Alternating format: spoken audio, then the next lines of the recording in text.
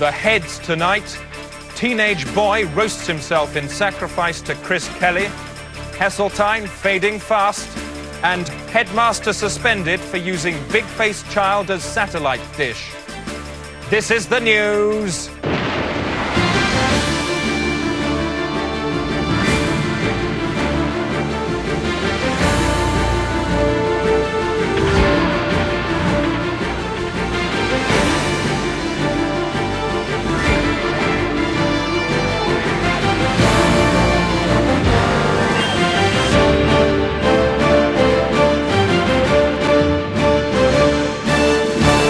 This is the news. Coming up, why can't I be king, bleats Patton. What is unreasonable about that proposal? And Mad Lord says it's not too late for Freddie Mercury. I'd recommend she went to her local benefits agency office, sought advice there, and I'm sure she'd find that as likely as not, by getting hold of family credit, she might find herself considerably better off. News. London Transport say they may have to close the underground system due to an infestation of horses. A report described the conditions in the equine plague as like an abattoir in a power cut. Ted Moore reports. For years, the system of tunnels and shafts has harboured a small population of wild horses without bothering the commuters. The only pest control necessary was performed by the teams of fluffers, who to this day remove clots of hair from the tracks. See the hair? Then in 1970 came the crackers, special staff who had to patrol the darkened tunnels every day and kill the horses with hammers. But now, say officials, the horses have become a menace. Due to a large pile of horses blocking the line at Marble Arch, all services have been cancelled. Many of the drivers are heavily traumatised. Only one today could describe the conditions.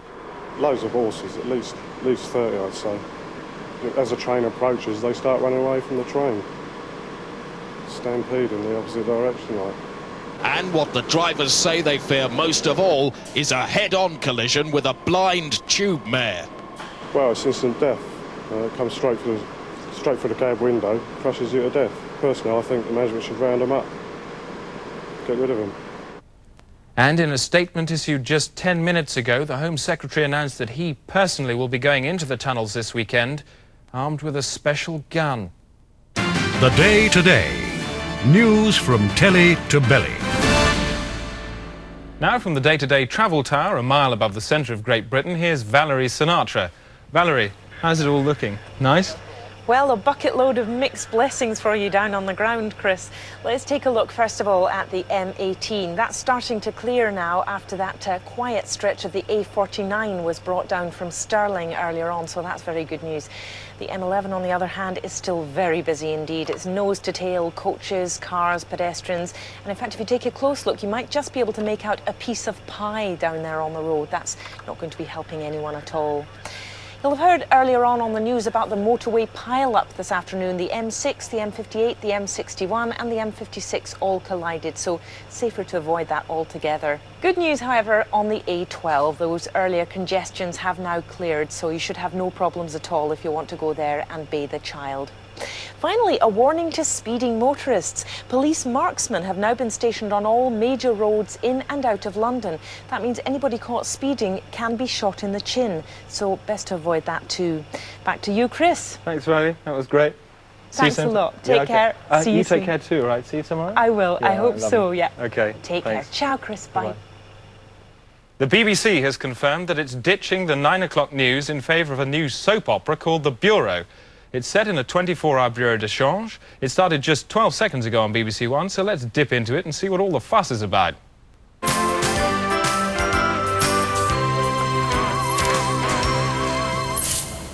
Hi, Alex. Oh, hi, Maria. Didn't see you there. I just popped in to see how you were. Don't talk about it now. We'll discuss it later. Yeah, well, that suits me just fine.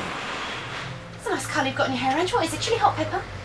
No, just a bit of henna. You got a problem? No. You bloody trout!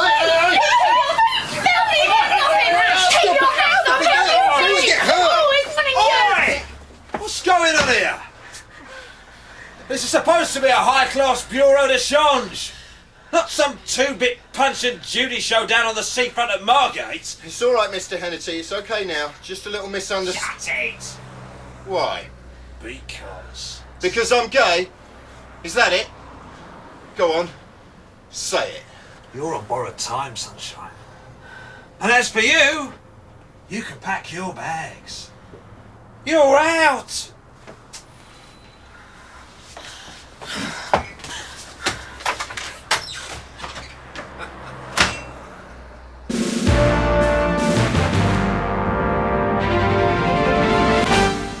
Alan, sport. Thanks, Chris. Well, it was a very amusing incident on the golf course. Sorry, Alan, I'm going to have to interrupt you there. We've just heard news of a dramatic incident. The Queen and John Major have had a fight. It's believed to have happened during the Prime Minister's weekly meeting at Buckingham Palace. On the big screen now is our correspondent, Jennifer Gumpertz. The Prime Minister's weekly meeting normally lasts an hour, but today he was seen to leave hurriedly after just 17 minutes. It's clear that a strong disagreement took place, a disagreement which may have involved physical violence. Some palace staff said they heard loud swearing voices and the sound of bodies falling against furniture. One said he saw Mr. Major emerge with a red mark across his face and bleeding legs. Seconds after the Prime Minister's departure, the Queen's doctor arrived at speed and ran inside. Neither the Palace nor Downing Street have issued an official statement so far. And a few moments ago, we received this amateur video footage which seems to show that the Queen and John Major were involved in some kind of drubbing incident.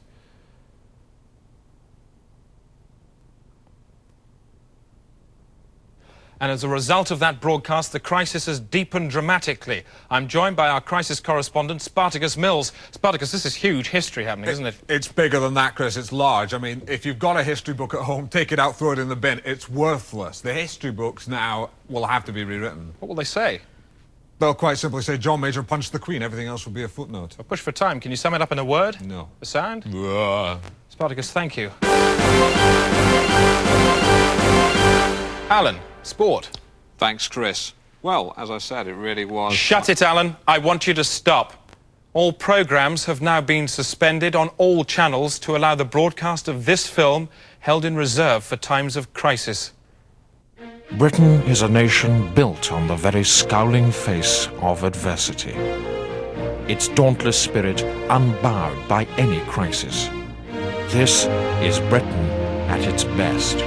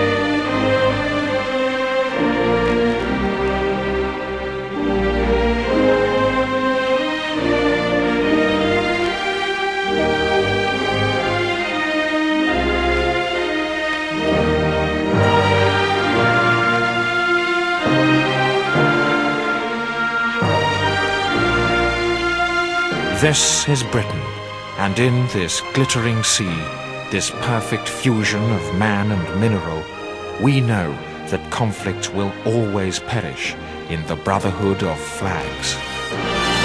This is Britain, and everything's all right. Everything's all right. It's okay.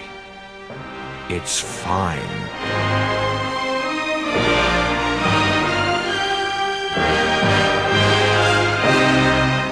During that film, we've been watching Number 10. There isn't much going on there at the moment, but both sides have now agreed a solution to the crisis, which will involve the Queen processing to Number 10 and returning several punches to Mr. Major's face. That won't happen for a while now, so let's take the business. Killatley sisters, how many Number 10s are there in your report? Thanks, Chris. There was a big smell of fear in the city today when leisure conglomerate Bottington Fiasco fell 10%, There's one. leaving the cup open for a hammer bid from Silica Fist Fruit at 12. There were no dollars today. I'm Collaterally Sisters. On to the money markets. Quick look at the currency kidney. There's a lot of pressure there on the Bundeswechsel, leading to a slight inflammation in the exchange tract, causing a negative flow of waste pounds across all international membranes. So in summary then, Seven's a bit younger. Chris. Later tonight on BBC Two, another probing interview in the dentist's chair. This week's guest is Richard Branson. That's nice and wide, lovely. You know, you're in the public eye quite a lot, but at home, what are you, private? Or would you prefer being a public person?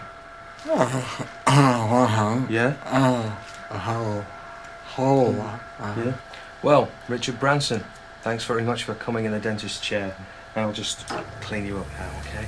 And then at 8:30, Jam Fashionable, Jam Fashionable, Jam Fashionable, Jam Fashionable, Jam Fashionable, Jam Fashionable.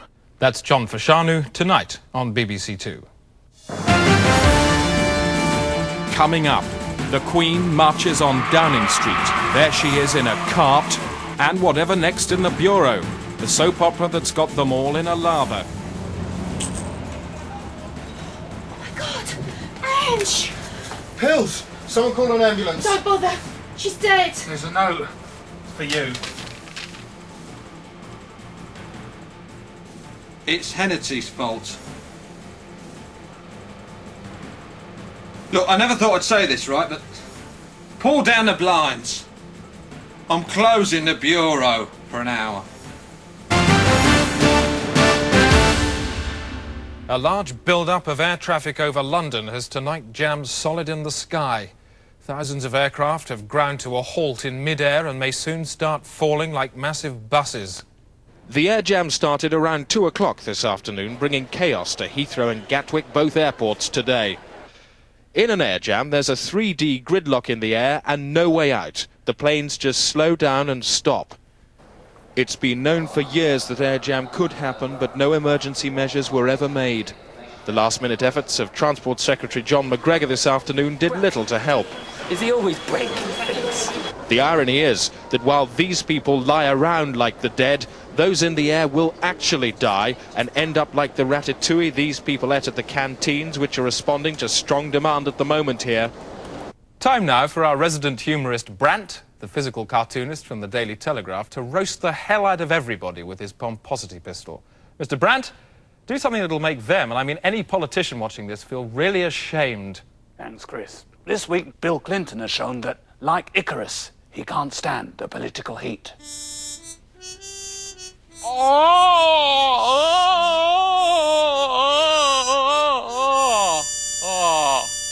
America now, and this report. Milwaukee State Penitentiary, and on death row, it's wedding bells, not execution yells, as condemned strangler Chapman Baxter prepares to tie the knot with female felon Charlene Gray. Can't hear you. Baxter goes to the electric chair tomorrow, but not before he weds Charlene, a convicted arsonist who set his heart on fire. I ain't never loved nobody, nobody never loved me. When I met Charlene, it just was like a bolt from blue, and just fell in love and just figured, why the hell not? Why shouldn't I get married? Just like a real regular person.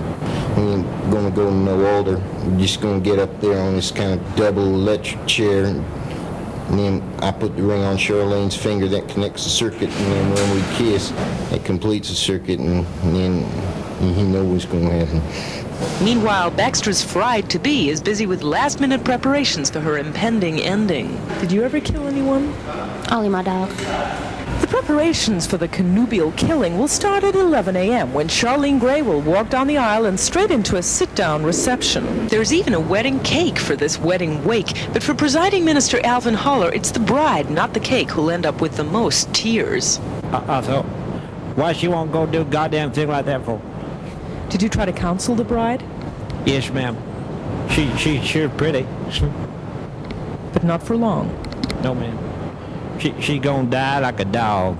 It's the morning of the nupticution, and everything's ready to give these newly deads a sizzling send-off.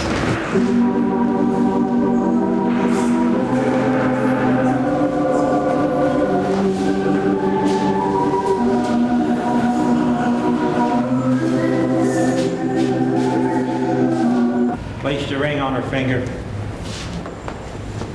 And now pronounce you man and wife. You may kiss your bride. Clear the area! So, as Chapman Baxter leaves his bride jolted at the altar, looks like this is one wedding where we all get to toast the happy couple. Barbara Wintergreen, CBN News, Milwaukee State Penitentiary. Time now for the weather with Sylvester Stewart. Starting in the southeast, where it should be dull and drizzly in the morning, a bit like waking up next to a corpse. In Wales, it should start off nice, but bits of unpleasant old weather should drift back by the afternoon and the rain will bitch down. Things should improve in the northeast and the southwest, which should collide towards mid-afternoon, and there'll be loud thunderstorms later in the evening, about the volume of a Thin Lizzy concert. In summary, then, And that's all the weather. Wise words there from Sylvester Stewart. Time now for sport with Alan Partridge. Alan, you're a bit of a word man, aren't you? I certainly am, like words. Where would we be without them? Help you when you're having a chat. Yeah, do you feel them as they come out? Yeah, certainly do. What do they feel like, then?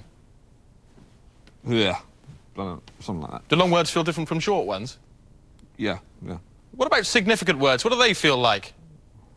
Alan. What? What do significant words feel like as they come out? Do they feel different? Yes, yes. I'm Alan Partridge. Buttress is a significant word, isn't it? Yeah. This is Sports Desk. Football. The Liverpool versus Tanners match ended last night with defeat for the Tanners. I visited their dressing room.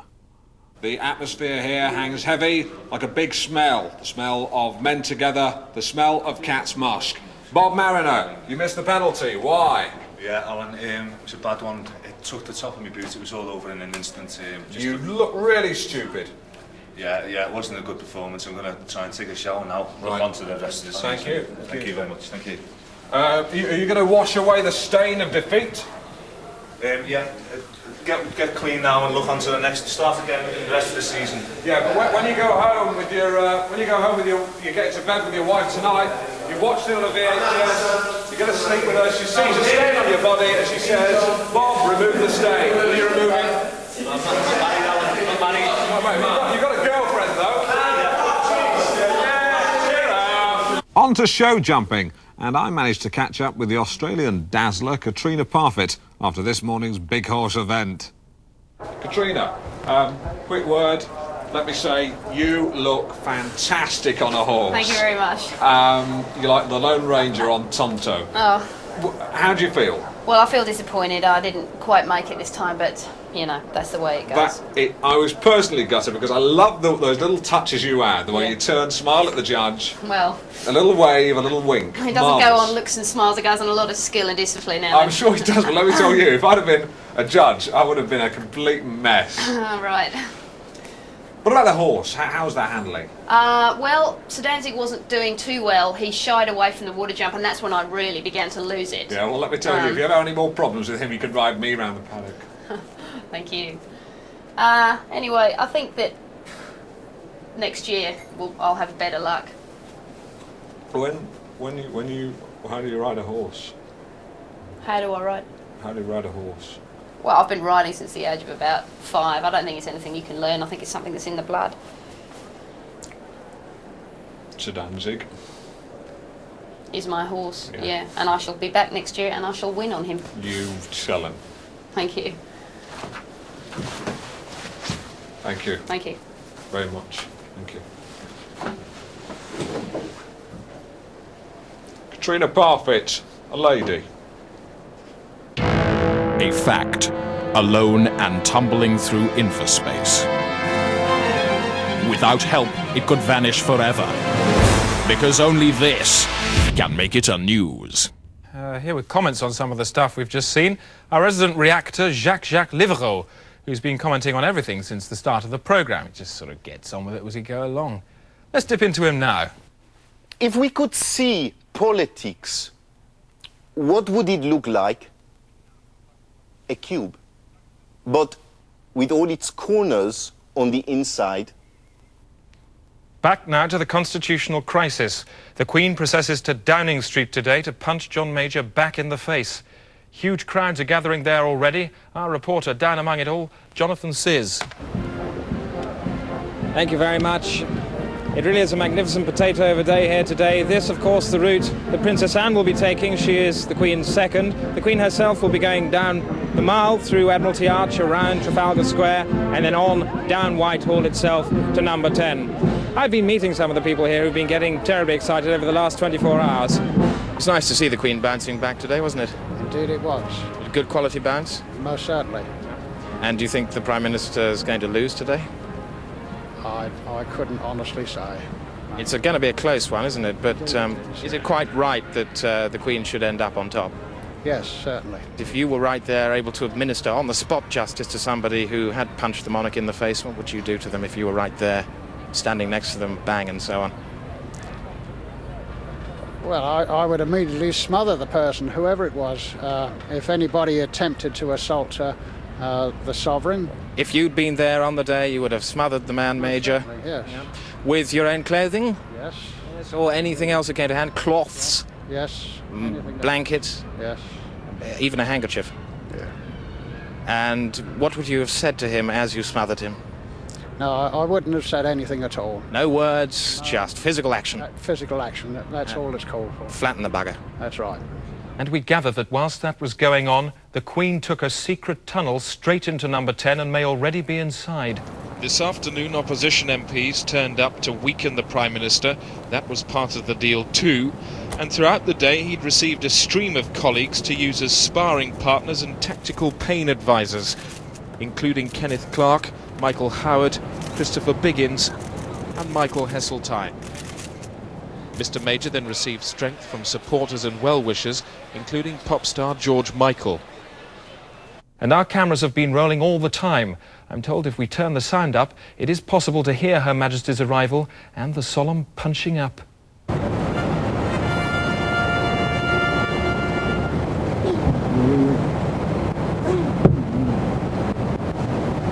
And to commemorate the end of the crisis, the Post Office has released a special stamp featuring the Queen and John Major kissing. If democracy is a bra, then the monarchy are breasts, and we cannot imagine a society without breasts. Ella. And it's difficult not to feel humbled or even ashamed after that. Soul reversal. We're looking today at soul reversal. Is that a good or a bad thing? A good thing. Would you like to see it happening more often? Yes, I think so, yeah. Is it the sort of thing that you can feel, or does it happen slowly? Slowly? Yeah, slowly. Definitely slowly. Can you feel it beginning to happen or not? Yes. Yeah. You can, and what's the sensation like as you experience soul reversal yourself? Not very nice. Would you like to see soul reversal more in crowded areas like football matches, or quiet areas like churches? No, football matches. Bit of soul reversal, a football match from the players as well? Yeah, or certainly from the players, yeah. By what sort of degree would you like to see the soul reversed? How much? All the way, I think. Well, let's look at it like this. Could you hold the microphone for me a second and I'll just show you? Yeah. If we, taking a standard soul then, like that, and something to reverse it on, like this, with 90, 180, 270 or 360, how much would you like to see it reversed by? Half. Like this? I think around half. Or, yeah. So you'd like to see that as the ideal soul reversal for a football match? Definitely, yeah. The day today approaches the buffet with an extremely broad plate. And more from the day-to-day special Germ in the Pipe documentary on life at St Lamb's swimming pool in Acton.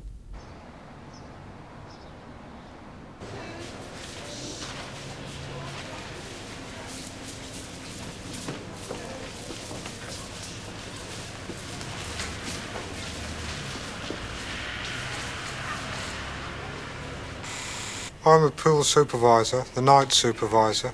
I basically watch the monitors at night to see if anything occurs. There was one incident, I remember it quite clearly. I was filling in a puzzle and I heard the noise. There was a commotion up in the rafters, and somehow, we never know even to this day, a pigeon had got in, was flapping about in the rafters. We called the bird specialists, they removed it in the morning. I'm really sorry this has occurred. If you'd like to talk to Vicky afterwards, you know, we welcome you having a few free swims at the pool at our expense, because it's very unfortunate. So please do talk to Vicky. I mean, I think it's violates us the health and something. Yeah, you'll get to an early bird swim, all right? Just shut it. Just shut it, right? Just cut it out now. Cut it out now. I'm never tempted to use the pool myself at night. Although some time ago I used to go down and take showers.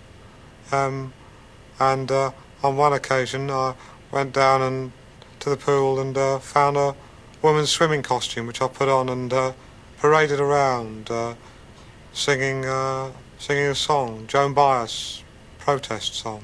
This is procedural inaccuracy. What are we supposed to do when there's a roach in the pool? Ooh.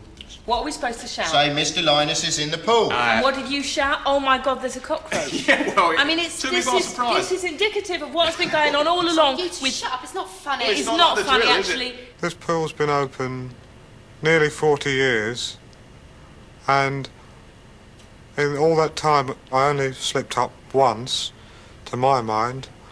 I was engaged in a particularly tricky word puzzle, and 40 people had broken in, were in the pool, playing around, sort of ducking, bombing, doing all manner of prohibited activities, and eventually someone was killed. But given that your sole responsibility is to maintain the security of the pool, isn't that an indictment against yourself? Well, I would say this. I've been working here for 18 years. In 1975, no one died. In 1976, no one died. In 1977, no one died. In 1978, no one died. In 1979, no one died. In 1980, someone died. In 1981, no one died. In 1982, there was the incident with a pigeon. In 1983, no one died. In 1984, no one died. In 1985, no one died. In 1986, I mean, I could go on. No. Right. Ultra News. Just time for a quick look at tomorrow's headlines. Today, you could blow notes across the holes in his head, says Sinatra Doc. The Herald Tribune go with boiled dog could do maths, claims experimenter. The European, elastic song strangles Hucknall. The Daily Telegraph and other broadsheets feature tabs here down the side for ease of turning the pages. And the Independent go with Portillo's face felt like guts, says Girl. That's it, just to let you know that police are still looking for the actor Burt Reynolds after he stole a Dodgem and drove it out of a fairground in Islington. The 59-year-old American eluded capture after a low-speed car chase and was last seen heading north on the M11 near Saffron Walden. That's it. Good night.